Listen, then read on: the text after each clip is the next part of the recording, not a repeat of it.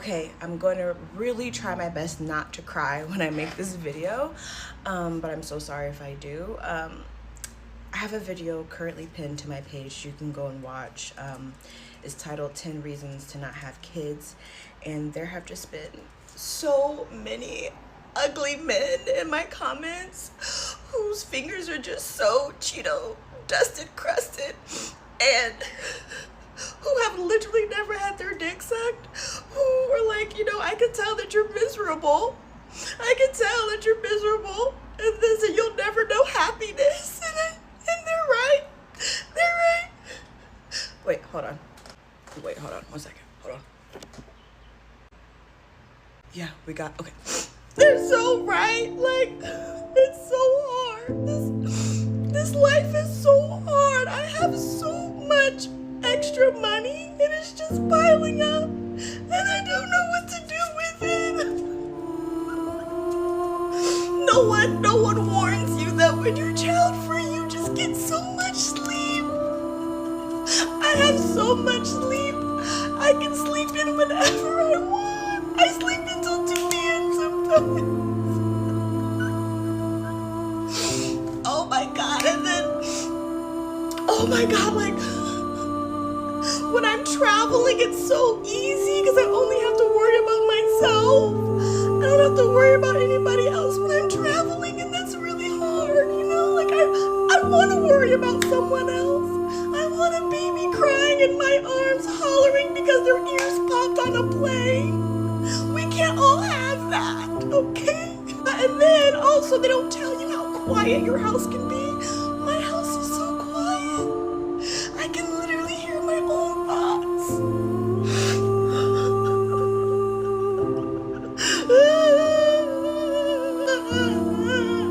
And how clean your home can be. My home is so clean. Nothing is sticky. There's no drawing on the walls. My toilet's not broke because I don't have a kid flushing shit down the toilet. I want a broke toilet. I want to have my kid draw on the walls. And then I think the really, really worst part about it all is that you get to figure out what you want to do for your life forever. Like, there's so many opportunities and so many things you can do. There's so many choices. It gets overwhelming. It's like, do I want to go backpack for 2 years? Do I want to move out the country? Do I want to go to clown school? Do I want to go back to school and become an astronaut? There's so many choices, and what they don't tell you is that, people who are parents, you guys just have it so easy because you have a set schedule. For 18 years, you know what you're going to do every day. It's always wake up, get the kids ready, feed the kids, get them to school, pick them up, extracurricular activities, bath time, feed, clean, and you do it again for 18 years. Like, we have to figure that shit out for 18 years. It's so hard. Oh my god, okay, I just wanted to share that. I'm so sorry. Things that get on my nerves that are actually none of my business. Having unplanned children that you are in no way, shape or form ready for, and then saying that this was God's plan. This was God's blessing. This was God's plan all along for you. As if God himself put that baby in your womb. Here's the thing. Spiritual language should not be used as this weapon to avoid personal responsibility. We're all adults. We all know that children are a direct result of your actions. Take accountability for that. And here's the thing. If you're in a happy, committed relationship, maybe he did. Maybe God did put that baby in your womb himself. Maybe it is a blessing from God. How would I know, right? But I'm talking about people where you are not financially ready to take care of this child. You are not even in a relationship. You cannot give this child a stable home, stable parenting. You can't give them any of that. And you want to tell me that's God's plan? God planned that. It gets on my nerves. But it's none of my business. And listen, I'm not making this video to attack people. This video isn't even to attack people who have unplanned children, because that is like 90% of people. It happens all the time. That's fine. I am saying it's the language that I have a problem with. It's using spiritual language to avoid personal accountability. God did not put that baby in your womb. That was not God's plan. That was your plan. Okay, maybe it wasn't your plan either, but it happened, and it was a direct consequence of your action.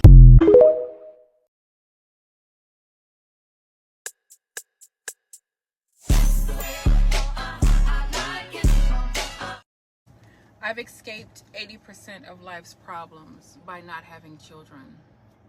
So I did a video about this on my YouTube channel last year, and it was my most viewed video to date, where I talk about how the only thing that I have to worry about when I wake up in the morning is, do I want coffee or tea?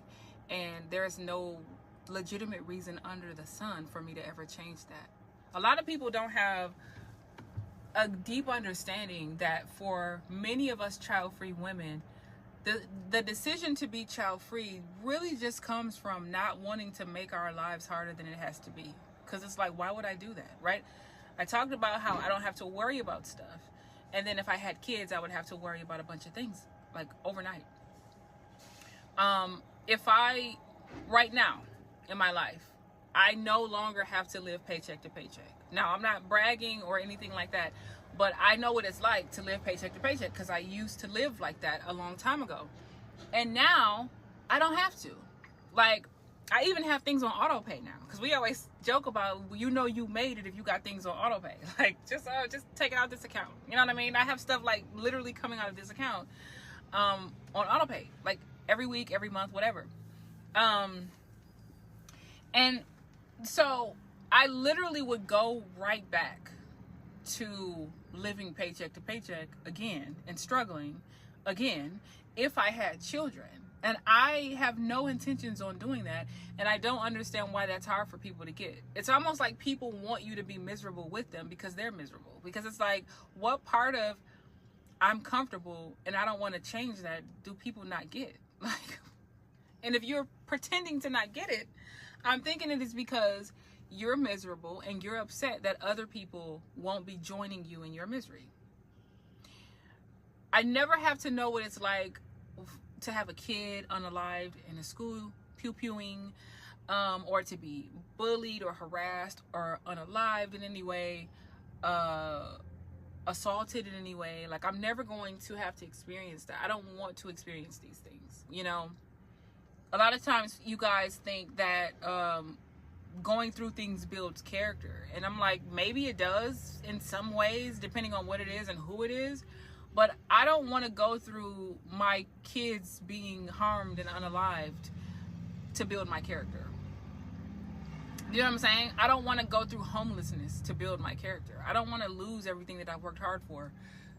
I don't want to go back to living paycheck to paycheck to build my character. I would rather build my character by reading books, by learning about different cultures and learning about people and studying human psychology and studying plants and animals and whatever. You know what I mean? Studying the universe in which we live in, right? I would rather build my character by getting out and helping to volunteer at soup kitchens and stuff. Like, that is how I build my character. And I don't associate struggle with building character, especially if it's something that you can avoid. I am not about to get up every day and make my life a living hell just because people think that's what makes a real woman or that's what makes a real adult when you have all these 1,000,001 responsibilities. Like, no, I'm not going to do that.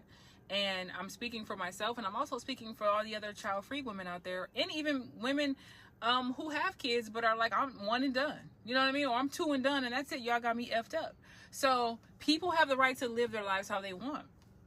But the reason why I say I escaped 80% of life's problems by not having kids is because most problems that women have in their lives tend to come from the stresses of parenthood or motherhood, and also from whatever spouse that they're living with or having to deal with, right?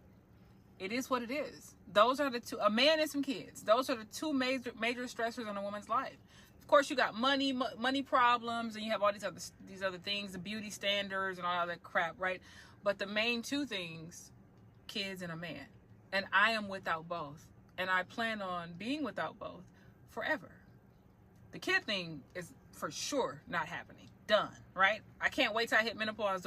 That way, nature would make that decision for me. Then I got to worry about it no more. But the whole aspect of being in a relationship, like, there's like no benefit for me to do that. Like, no benefit. I see all the ways in which it can ruin my life. I see 0 ways where it can make my life better. So if I take away those two major problems that cause women the most strife in their lives, what strife do I really have to deal with now? Little stuff. Like, don't be late to work, or make sure my Amazon packages come on time. My Fashion Nova jeans need to be here before Friday because I plan on taking them on my trip. You know what I mean? Those are the types of things that I worry about every day, and I want to keep it that way. If you think it's selfish and self-absorbed or whatever, then that's too bad. But I plan on being selfish and self-absorbed until the day I die. Anybody who have a problem with that, that's exactly what it is. It's your problem. Scamper off and find a way to deal with it. And I'm out. I gotta lift up my glasses for this one because, guys, do you know what my sister said to me the other day that made me absolutely sick to my stomach? She asked me, when am I making her an auntie? I looked at her and said, never. Never. Because do you not see that your sister is your solo travel bestie? Do you not see that your sister is trying to jet off here, there, and everywhere? Do you not see that your sister is not trying to have no responsibilities? Do you not see your sister is trying to live her best life? What kind of question? What kind of question? I rebuke that. Please. Ugh. Good morning. Just in case they trying to convince you that being single, child-free, and living alone is bogus, don't listen to them. Don't listen to them. It's propaganda. Don't fall for it. Hey, Serena, what? And we, what? And we, happy Thursday. Happy Thursday. Happy Thursday.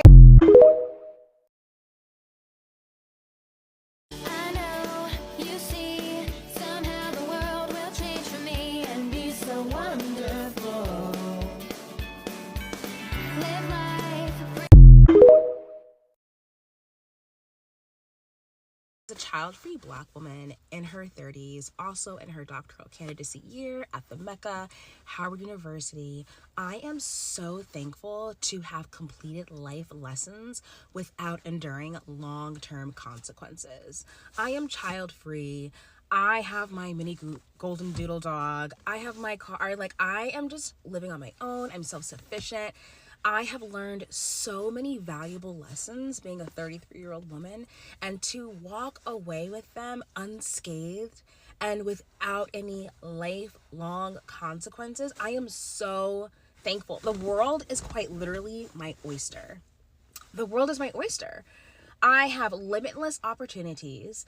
I have an abundance of love and luck in my life. Like, shout out to all of the women who have been able to grow and flourish in their life, being child-free, being in their 30s, and just honoring themselves, their goals, their dreams, and their desires, because that is so precious. It is so unique, and it's such a blessing, and it's definitely worth celebrating.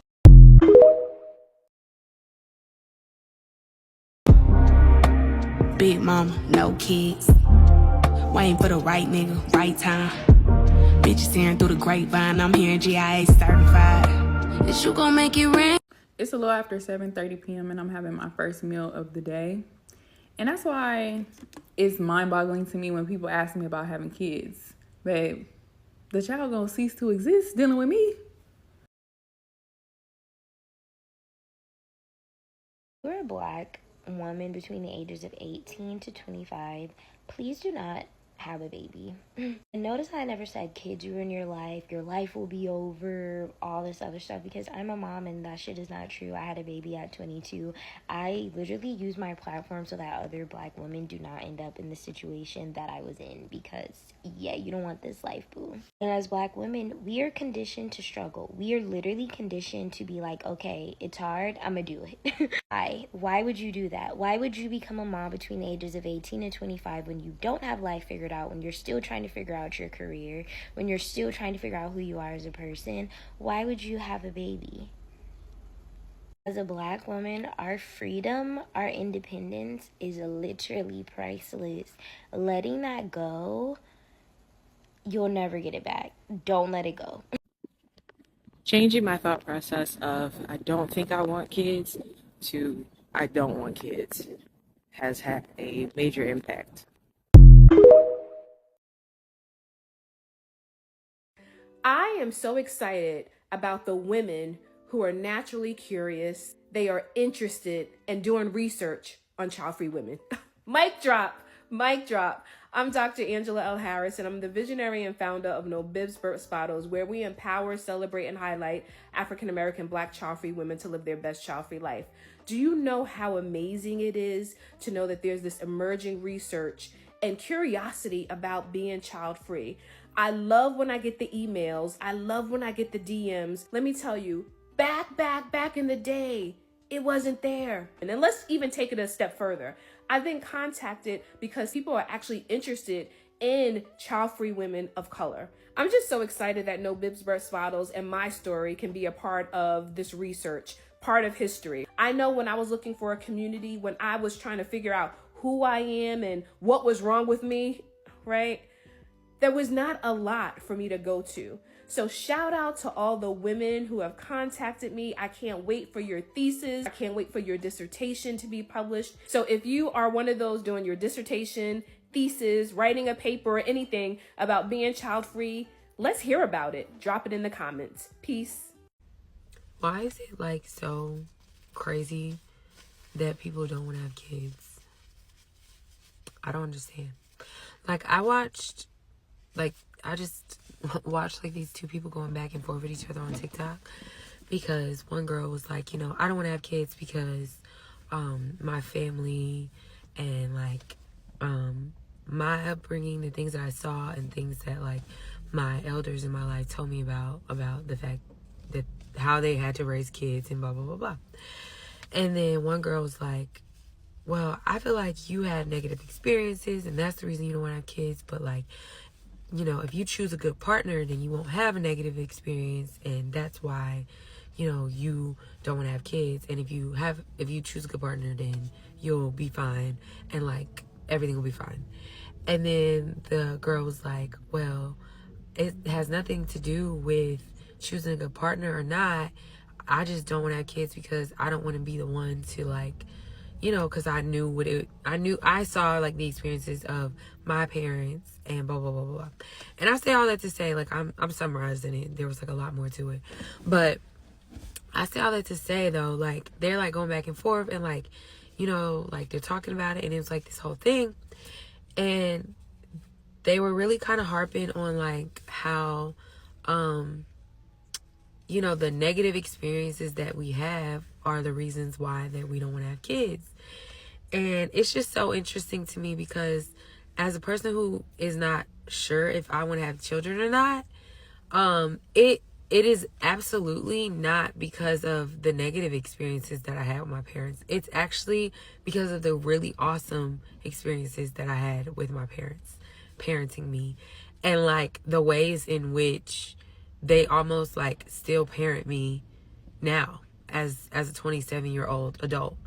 And it's just interesting because like I'm not thinking about the fact that like or even like my upbringing, like I didn't come from like a upbringing where like I had to watch like my mother like, you know, do every single thing, and like my dad did absolutely nothing, and like there was this unreasonable distribution of responsibilities for the mother versus the father. And like, you know, I don't want to have that as a woman because that's gonna follow me and all the things. And while like I do think that is a good amount of people's experiences, of course, like I do acknowledge that, but like that wasn't my specific upbringing. Like if anything, the distribution of responsibility was actually heavily on my father versus like my mother. Like my mom got to like work her job and like do the things, and like my dad was the one who like made us dinner. Like my mom doesn't really cook even to this day. Like my dad was the one who cooked the dinner and like made sure like the homework was done and like all the things. That's not to say that like my mom was absent in any way. I just mean that like I didn't have that traditional way of that. So like I never necessarily felt like I'm gonna be like this matronly, motherly, homely woman, and my partner is gonna be able to gallivant and do whatever the hell he wants to do because, you know, I'm the mother and I'm gonna be at home with the kids and all the things. Like that wasn't my experience. So that was never really something I was afraid of, to be honest. And I say that to say though, like that's what I feel like people are talking about. And like I said, I do acknowledge that is some people's experience, and I do acknowledge that because of that experience, there are people who don't want to have kids. But I'm also saying that that wasn't my experience, and that experience that I did have, if anything, allowing my mom, I don't say allowing, but the way things were distributed in my household, like even as my parents were separated, never made me feel like I had to be that woman. I'll say that. But really it's the things that my parents do that were great. Like it's the lack of, it's the continuous, not lack of, but the continuous care that I get from my parents that make me not want to have a child. Like it's the, like being able to call my parents at any moment, at any day, and be like, can I have this? And then give it to me. It's the fact that my mother still has an allotment set up for me where, like, when she gets paid, money gets deposited into my account as if I'm still getting some kind of allowance. It's the fact that I moved out of my father's home this year and, like, didn't have any bills and, like, didn't have any responsibilities and, like, got to use my money on whatever I wanted to use it on. Like, it's those things that are actually really great and have been really great for me and my sister. But it's those things that make me not want to have a kid. Because the thought of, at 50 years old, not being able to do whatever the hell I want to do because my grown ass child is still being taken care of by me. And not like even in a negative way, not like in a way of like being a deadbeat either. Like my parents do those things for me, but like also I get up and go and work. Like I have a very good job. I make 6 figures. Like I do things like to take care of myself. Like I travel, like sometimes my mom might want to, ask me for some money and like, whatever, and I'll give her money. Or like, Mother's Day, I buy her gifts. Like it's not like it's one-sided either. But it's just that reality of like knowing that if I was to have a child, I would want to give my child that same type of love and care well into their adulthood. Just because, you turn 18 doesn't mean that you're not still your parents' child, and it doesn't mean that you have it all figured out, because at the end of the day, we're all trying to, this is everybody's first time here. Like it's our parents' first time here. So like just, cutting people out or like not being able to still have that village even as you're an adult, to me doesn't seem fair to a child who didn't ask to be brought into the world even once they turn into an adult. So my point is like I would want to be able to do all of that for my child as well. But also like selfishly, I don't want to. Now what? I don't fucking want to. Hey y'all, so as I was editing my Plan My Week with me, I had another idea. I did plan my week and I did want you guys to hold me accountable. That is done. My original idea was to create a Plan My Week with me where I was basically just talking about all of the lessons that I learned last week and how ultimately me having to go within led to me having an execution score that was lower than what I normally get. And then to keep it all the way real, I got a 65 last week. But I learned so many great, amazing lessons that I can carry into this next season. So instead of doing one really super duper long video explaining to you all what my lessons are from the previous week, I'm going to cut my videos up. So today it's like the intro. I'm going to post many clips of the lessons that I had learned from the previous week. But last week, I will be honest, I had a lot of, I realized there was a lot of unresolved emotions for me that were coming up because I am moving soon, as in this weekend, and I'm stepping into a new role that requires me to expand my capacity in a way that has never been expanded before. And so that comes with a lot of dying to self. That comes with a lot of preparation to ensure that you're stepping into this role properly, but also preparing yourself to steward it properly. And I did a lot of introspection, and yesterday it all came to a head, and God was just wow. So yeah, I hope that what I do share with you all throughout this week is helpful for you. I hope that it resonates with you in some way. And I hope that it sparks discussion in the comments, and I look forward to it. But yes, y'all, again, my week is planned. We're moving on to week 8. Big things are in store. I'm very excited. And yes, I will share very soon what this new move is going to look like and what this role will entail. But until then, I'll talk to y'all soon. Peace. I don't know who needs to hear this, but if you're a woman and you hear another woman say she does not desire motherhood for her life and that bothers you, you are not pro-choice. Not only are you not pro-choice, you're anti-women and borderline oppressive. Y'all are just as bad as the people that stand outside of Planned Parenthood with their picket signs trying to convince a woman what she should and should not do with her body. There's an equivalency there that is undeniable. You likely lack a healthy level of control over your own life, and therefore you seek to control other people. You simply want a companion to join in on the suffering under the same terms and conditions that you chose for your own life. Do I mean that motherhood is innately suffrage? No, but it is a giving up of oneself if you're doing it right to a certain extent. And there's always two extremes, either the ones that completely lost themselves in motherhood or the ones who really don't care about mothering at all. And it's funny because when I look around at my friends and people that I know that don't have children, oftentimes they would be much better parents than the parents. Good parents are so busy focused on loving, being a mother, being a parent, that they don't have time to look to their left and their right to try to tell someone else what to do. It's enough work trying to manage your own life and run a household. And I say this as being a woman who thoroughly enjoys being a mother. I wanted to be a mother. I chose to be a mother. I love being a mom.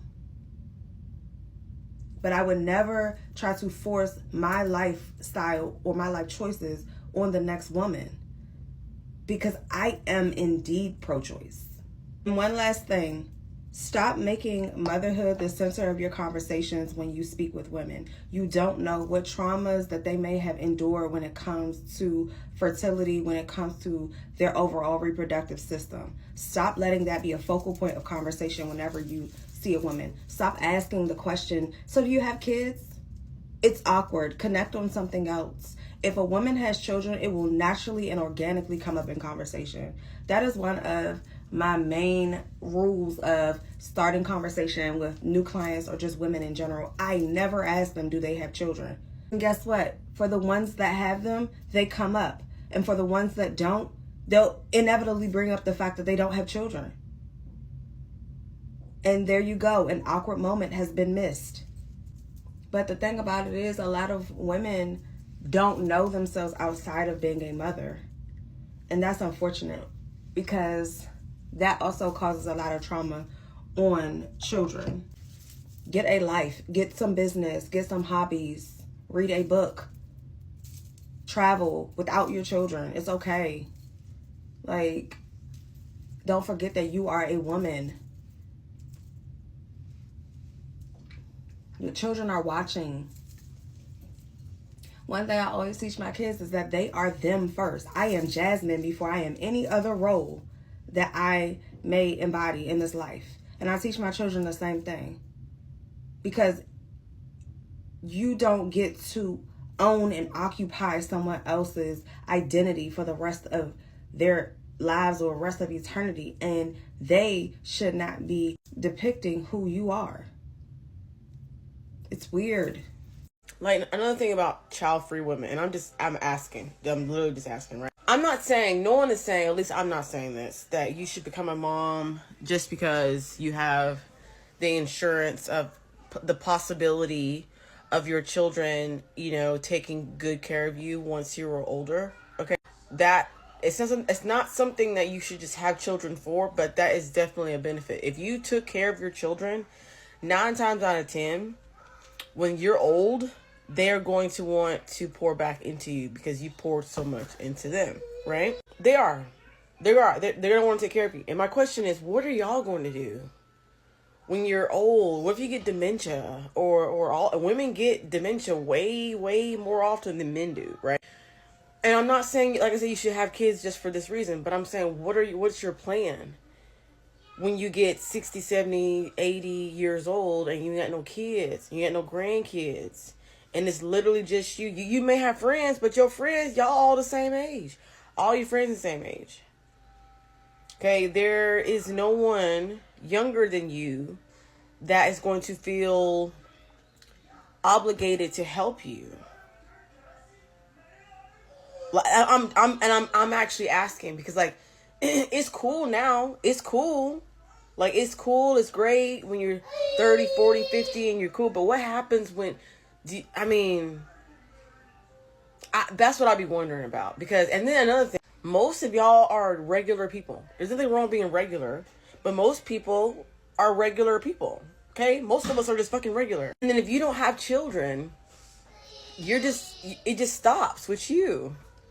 It just stops with you. It stops with you. And then you didn't cure cancer. You didn't come up with some great invention. And I'm not saying that makes life, that gives you the meaning of life. But at the same time, why do you want to be forgotten? Why do you want your ordinary life to be it? Like that's it. You don't want nothing to be passed on. You don't want to be remembered. You don't want to be that person they trace their ancestry back. And they're like, my grandma lived in 1994 to 2067. And she did this and she did that. And she did this and she did that. She was this and that is life, bro. That is literally like. But anyway, that's what I'm asking. Like, what is the plan when you're old as fuck, when you're an old lady? And then you look back on your life and go, damn, I really didn't do shit. I had fun. I had peace. But on the grand scale of things, I didn't do anything. And once I leave this earth, that's it. That's it. I haven't come on here in so long and talked about anything child-free, but it's Black History Month, and Black History Month always really makes me think about like my mom and my grandma and my great-grandma and my great-great-grandma and the lives that they lived. Because my mom was born in 1977, my grandma was born before segregation was ended, my great-grandma was like born right at the beginning of like slavery ending. And then my great-great-grandma was alive during slavery. And it always makes me think about like how the women in my family like have lived in the lives that they've had to live because of circumstances that were beyond themselves. And like my mom had my brother at 15. So she was a super young mom. So she basically had to like give up her life to raise her children. My grandma had children young and was like segregated for the beginning of her life.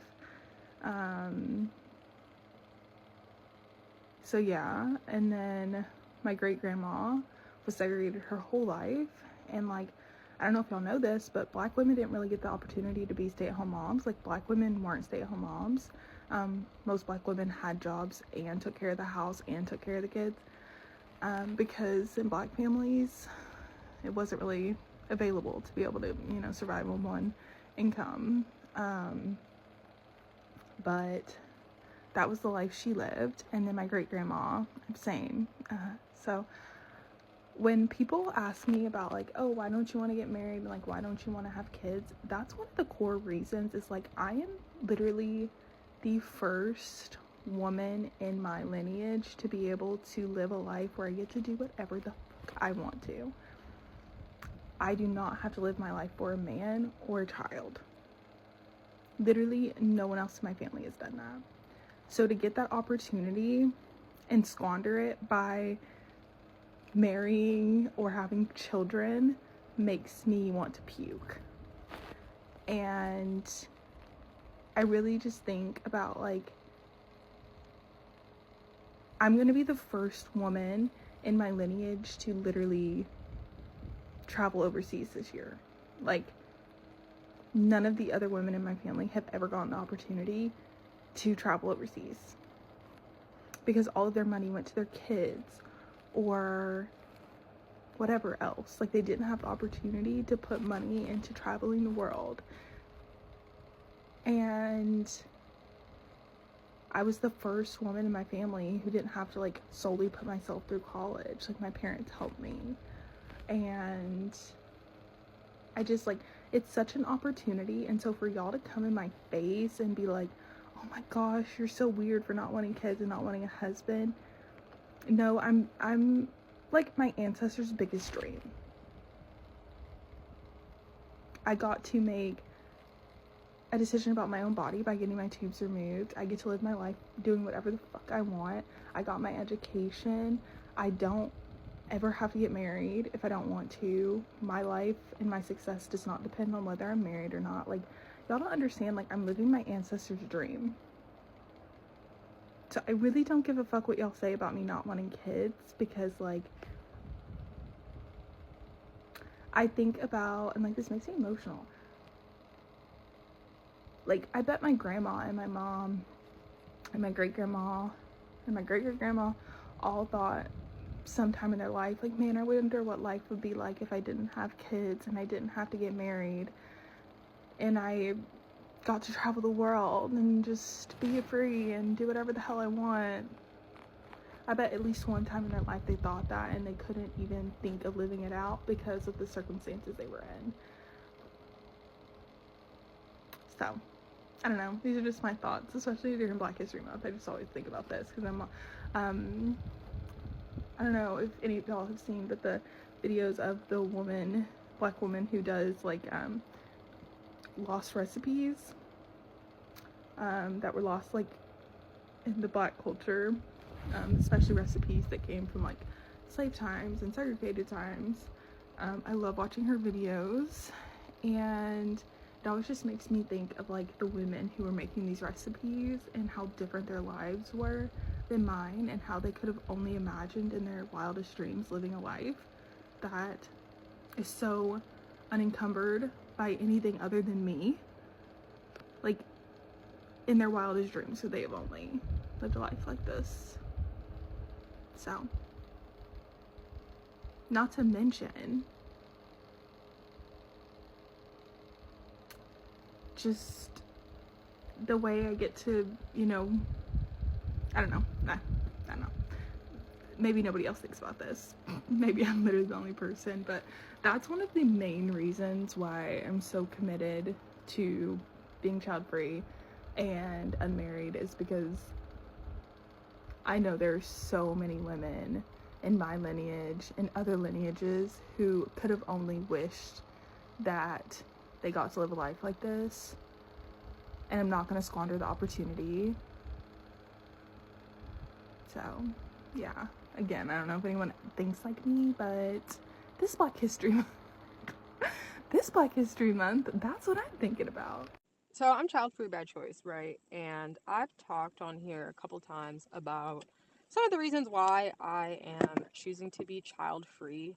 And one of them that's, like, not as serious, but is still very important in my opinion, is the cost. Back in my late adolescence, like, and early 20s, when I first started seriously considering the implications of having a child or not, I looked up the average cost to raise a child from birth to 18, and I think at that time it was somewhere around the $250,000 to $300,000 mark.